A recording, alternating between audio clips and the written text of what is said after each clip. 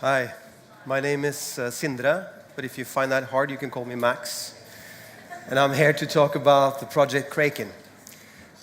Kraken, you might know, but it's actually a word and a story from Old Norse mythology, where there was a giant sea monster coming out of the ocean and kind of taking ships down. So all Norse sailors were afraid of the Kraken. But in our world, it's a happy Kraken, so it's empowering the use of oceans instead.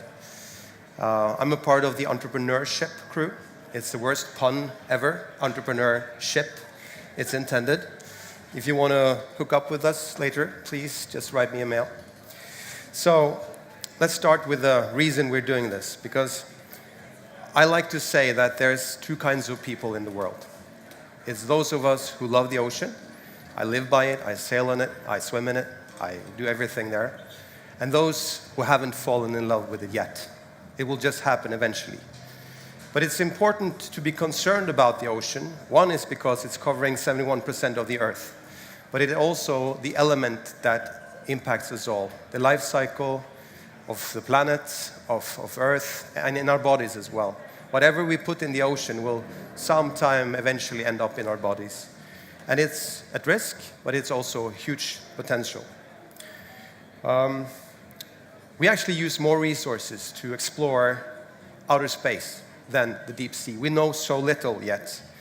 And we know that we need to protect it from plastic, from toxins, from exploitation. But we also can utilize it better for energy production, for sustainable green transportation, for food production, for protein, feeding the world. So there's so much to do, but we just have to look at it closer. And we think that this is very key, that understanding our ocean is the critical missing piece in actually quantifying our blue planet. So we want to apply data science to that. So how do we do that? Well, we can actually use the community that's already out there. Because there is a global community already traveling the seas, adapting to elements, pushing boundaries, and they even have equipment on ships like this that are super advanced, but we just haven't connected these devices yet and gathered the useful information from them, which can tell us about the real state of the abyss.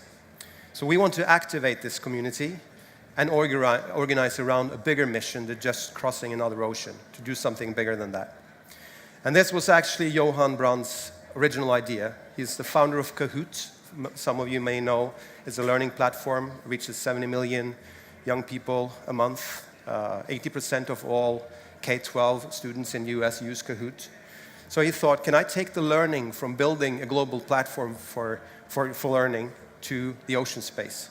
And he also wanted to draw a line between entrepreneurship and sailing, because it has some of the same characteristics. He also likes to say that there's two kinds of captains and entrepreneurs, those who have run aground and learned from it, and those who eventually will. So we all know sailing and entrepreneurship is really hard. He brought on Christine Speeten, who some of you maybe also know. She's the co-founder of Blue Eye Robotics. It's a drone that you can easily steer down to 150 meters, and you can have eyes and see what's really down there at a pretty low cost level. And then we brought on Marcus Socknes, who is an ocean sailor around the world, serial entrepreneur, and Adam Kinney, he's worked with the big data science projects at Twitter and Google, and we can look at how can we apply that kind of world-class technology thinking to the ocean space. Then we have me, the ship dog, Max, and we like to bring out great people. So at the core level, it's about taking great people out to sea. But it's more than that, because it's not only about talking and developing ideas and falling in love with the ocean so we can protect it, but also discover and explore. Because what we can see below, must not only be available to professionals and scientists, but to people. So how can we put the tools in the hands of people to actually see what is in our oceans? And one thing is to do like this, just to have the eyes to see what's under our keel. I have a dock, I have a small beach where I bathe in the morning. How can I see and explore what's actually down there? And see how much trash people have been throwing out, or all the fish that lives there. Because if we know more, we can actually do more.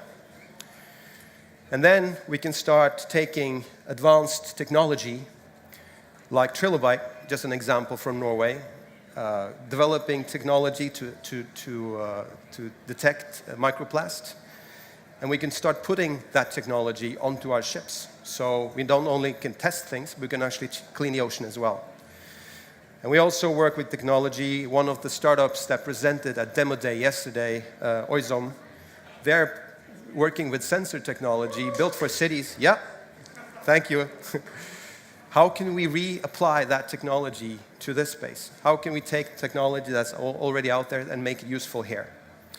And then, doing that, we can put it on our fleet of ships. So we're starting building, and one of them is our proud ship, Galactic Viking. It's a 60 feet sail around the world solo vessel, can run at 25 plus knots. You can sail it by yourself with an electric engine and with ballast tanks. So we can put the sensors in the tanks, and that's a floating laboratory that can detect whatever the state of the ocean is.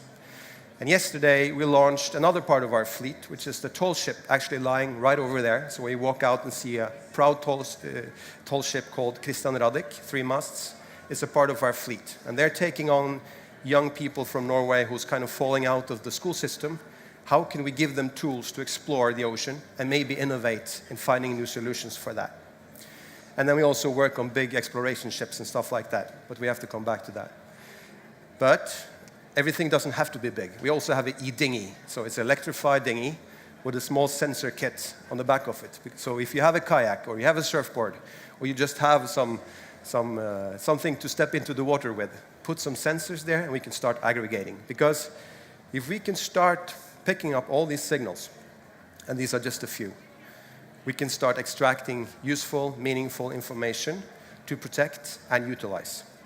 And the way we want to do that is actually putting it into the happy Kraken. So if Håkon chooses to put a small sensor kit on his boat, he will deliver data to the common open platform, and then he will get back interesting information about the state of the local waters where he likes to be. But the sum of the volume, if we can do that at scale, if we can get people all around the world to share their data on professional vessels or just leisure situations, we can get a lot of value there. We can talk to all the big industry ships. We can talk to the cruise companies. We can put it on Kok, the floating sauna here. There should be a Kok in every city, so we can start aggregating that data. Or we can put it on the small dinghy that you just row around. And if we could do that, we can start distributing data in a meaningful way, because we are actually making the same mistakes we did with the internet, creating silos in the ocean. But here, we can make it freely accessible to scientists, to non-profit organizations and governments that want to do well. And we can also make it useful for people just to know more. We can make it available for sailors for safer journeys and to know more. And we can package it for commercial enterprises to use. We just have to make a system that works with that. So this is what we're about to do. We want to aggregate a global fleet. We have quite a few ships already, but we need a lot more. We want to get cheaper sensor kits to put on these ships and also get access to all the sensors that are already in place. Then we want to aggregate those data into a platform and make it useful so we can actually protect and utilize the ocean in a sustainable way.